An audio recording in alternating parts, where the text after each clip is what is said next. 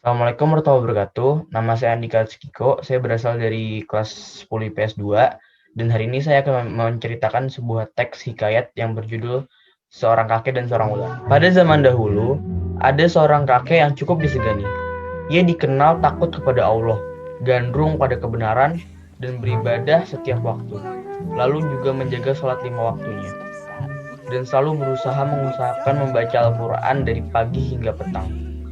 Selain dikenal alim dan taat, ia juga terkenal berotot kuat dan berotak encer.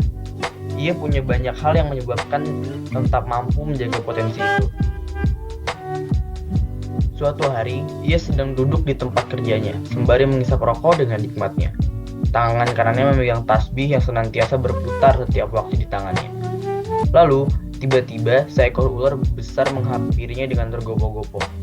Rupanya ular itu sedang mencoba menghindar dari kejaran seorang laki-laki yang kemudian datang menyusulnya membawa tongkat. "Kek," panggil ular itu benar-benar memelas.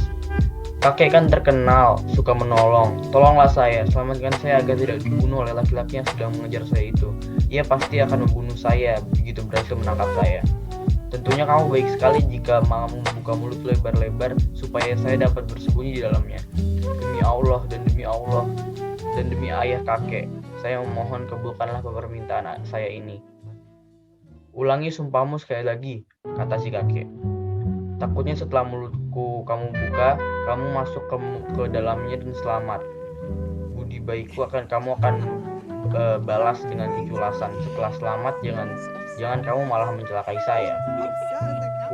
Ular itu mengucapkan sumpah atas nama Allah bahwa ia tak akan melakukan itu lagi. Usai ular mengucapkan sumpahnya, kakek pun membuka mulutnya sekira-kira dapat untuk ular itu masuk. Sejurus kemudian, datanglah seekor pria dengan tongkat di tangan. Ia menanyakan keberadaan ular yang hendak dibunuhnya itu. Kakek mengaku bahwa ia tidak melihat ular yang ditanyakannya dan tak tahu di mana ular itu berada. Tak berhasil menemukan apa yang dia cari, pria itu pun pergi. Setelah pria itu pergi berada jauh, kakek lalu berbicara kepada ular. "Kini kau aman, keluarlah dari mulutku agar aku dapat pergi sekarang." Ular itu hanya menyembulkan kepalanya sedikit lalu berujar, "Kamu mengira sudah mengenal lingkunganmu dengan baik, bisa membedakan mana orang jahat dan mana orang baik, mana yang berbahaya bagimu dan mana yang berguna. Padahal kamu tak tahu apa-apa, kamu bahkan tak bisa membedakan antara makhluk hidup atau benda mati. Buktinya kamu membiarkan saja musuhmu masuk ke mulutmu, padahal orang tahu bahwa ia ingin membunuhmu setiap ada kesempatan. Sekarang kuberi kamu dua pilihan. Terserah kamu memilih yang mana, mau kumakan hatimu atau kumakan jantungmu. Kedua-duanya sama-sama membuatmu sekarat," kata ular itu sambil mengancam. La haula wala quwata illa billahil aliyil azim. Tiada daya dan kekuatan kecuali bersama Allah yang Maha Tinggi dan Agung. Ungkapan itu disampaikan oleh kakek. "Bukankah aku telah menyelamatkanmu, tetapi sekarang aku pula yang hendak kamu bunuh? Terserah kepada Allah, salah sajalah, dia cukup bagiku sebagai penolong yang terbaik." Kemudian kakek itu pun tampak terpaku, syok dengan kejadian yang tak pernah ia duga sebelumnya. Perbuatan baiknya berbuah penyesalan. Kakek itu akhirnya kembali bersuara, "Sebejat apapun kamu, tentu kamu belum lupa pada sambutanku yang bersahabat. Sebelum kamu benar-benar membunuhku, izinkan aku pergi ke suatu tempat yang lapang. Di sana ada sebatang pohon tempatku biasa berteduh. Aku ingin mati di sana supaya tidak jauh dari keluargaku." Ular pun mengabulkan permintaannya. Namun di dalam hatinya orang tua itu berharap, "Oh, andai Tuhan mengirim orang pandai yang dapat mengeluarkan ular jahat ini dan menyelamatkanku." Setelah sampai dan bernaung di bawah pohon yang ia tuju, ia berkata kepada sang ular, "Sekarang silakan lakukan keinginanmu. Laksanakanlah rencanamu. Bunuhlah aku seperti yang kamu inginkan." Tiba-tiba ia mendengar sebuah suara yang mengalun merdu tertuju padanya.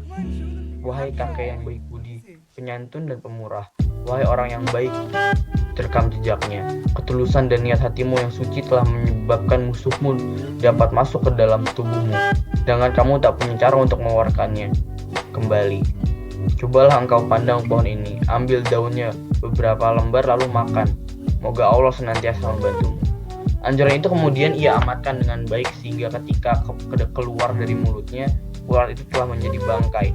Maka bebas dan selamatlah kakek itu dari bahaya musuh yang mengancam hidupnya.